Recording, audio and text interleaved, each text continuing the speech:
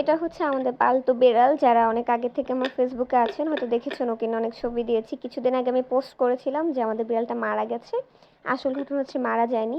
ভিডিওতে দেখলে বুঝবেন না ওর কী পরিমাণ অবস্থা ছিল।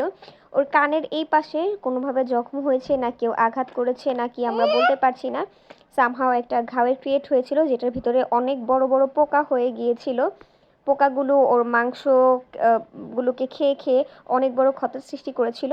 আমরা যেদিন দেখতে পারি তার পরের দিনই ও বাসা থেকে নিখোঁজ হয়ে যায়। প্রায় 10 দিন ওর কোনো খোঁজ খবর ছিল না। তো আমরা ভেবেছিলাম ও হয়তোবা মারা গিয়েছে, কিন্তু ও 10 দিন পরে আসার পরে আমরা যখন দেখলাম ওর ক্ষতর অবস্থা আরও বেশি খারাপ, তখন আমার ছোট বোন ছোট ভাই মিলে প্রাথমিক চিকিৎসা স্বরূপ ওকে ধরে হলুদ গোড়া লাগিয়ে দিয়েছিল। আর ওর শরীরের অবস্থা এমন হয়ে গিয়েছিল, দেখেই বোঝা যাচ্ছিল এই 10 দিন ও ঠিক মতো খাওয়া দাওয়া করেনি, একেবারে খাওয়া দাওয়া ছেড়ে দিয়েছিল বললেই চলে। তো আমার মা মাছ সেদ্ধ করে সেটা দিয়ে ভাত মেখে দিয়েছিল, স্লাইনের পানি দিয়েছিল।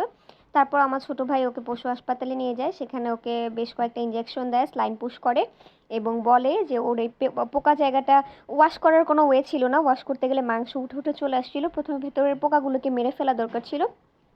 তো তার জন্য ডাক্তার বলেছিল ন্যাপথালিন গুঁড়ো করে, সেই গুঁড়ো পাউডারটা, ন্যাপথালিনের পাউডার বা গুঁড়োটা দিনে 2-3 বার দিয়ে দিতে, এতে পোকাগুলো মারা যাবে। এবং তারা বোরিক পাউডার দিয়েছিল, বোরিক পাউডারও ওই পোকা মানে ঘাওয়ের জায়গাটায় দিতে বলেছিল যাতে ক্ষতটা শুকায়। আমার ছোট ভাই ওকে এমন সুন্দরভাবে সেবা যত্ন করছিল, মানে এত সুন্দরভাবে টেক কেয়ার করেছে, ভিডিও দেখলে বুঝতে পারবেন। সম্পূর্ণ কেয়ারে যে মানে যে কোনো পশু পাখি একেবারে মৃত্যুসজ্জা অবস্থা থেকেও নর্মাল জীবন ফিরে পায়, এই ভিডিও দেখলে আপনারা তার অনেকটা দেখবেন।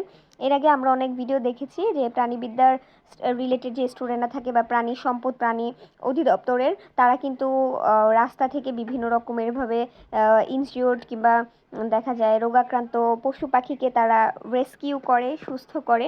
তো আমার সেগুলো দেখতে বরাবরই ভালো লাগতো, আমি যেহেতু একজন প্রাণীবিদ্যার স্টুডেন্ট। কিন্তু আমার ছোট ভাই ও এতটা মানবিক, যেহেতু এটা ওর পালতু বেড়াল, এটার ওর প্রতি ভালোবাসা, সিম্প্যাথি, মায়া সব কিছু মিলিয়ে ও এটার জন্য দিন রাত একাকার করে দিয়েছে। নিজের কলেজে যাওয়ার গাড়ি ভাড়া, সেই গাড়ি ভাড়া বাঁচিয়ে বাঁচিয়ে জমিয়ে সেটা দিয়ে ওকে ডাক্তার দেখিয়েছে। ওকে টোটাল 3 দিন হাসপাতালে নিয়েছিল। তার পরের দিন হাসপাতালে নিতে বলেছিল যদি খাওয়া দাওয়া বন্ধ করে দেয়, এজন্য আরও স্লাইন দিতে হতো, কিন্তু আলহামদুলিল্লাহ ওর খাওয়া দাওয়াটা নর্মাল রাখতে পেরেছে, শুধুমাত্র আমার মা এবং ছোট ভাইয়ের সেবার কারণে।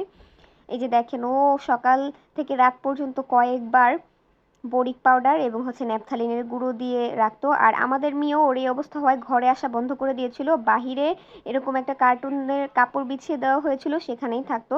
ওকে খাবার পানি হিসেবে স্লাইনের পানি দেওয়া হয়েছিল, যাতে ওর শরীরে যে ঘাটতিগুলো হয়েছে সেগুলো রিকভারি হয়। মিও যখন মোটামুটি সুস্থ হয়ে যায় তখন থেকে ও আবার ঘরে আসা শুরু করে।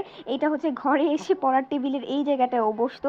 এখন দেখলেই আপনারা বুঝতে পারবেন আলহামদুলিল্লাহ পুরোপুরি সুস্থ। ঘাওটা এত জলদি এত সুন্দরভাবে রিকভারি করেছে এবং এত সুন্দরভাবে ভরে গেছে, আমি তো খুবই অবাক যে এত বড় একটা গর্ত বা ক্ষত সৃষ্টি হয়েছিল কি সুন্দর সেরে গেল। সবাই ভালো থাকবেন, মেয়ের জন্য দোয়া করবেন।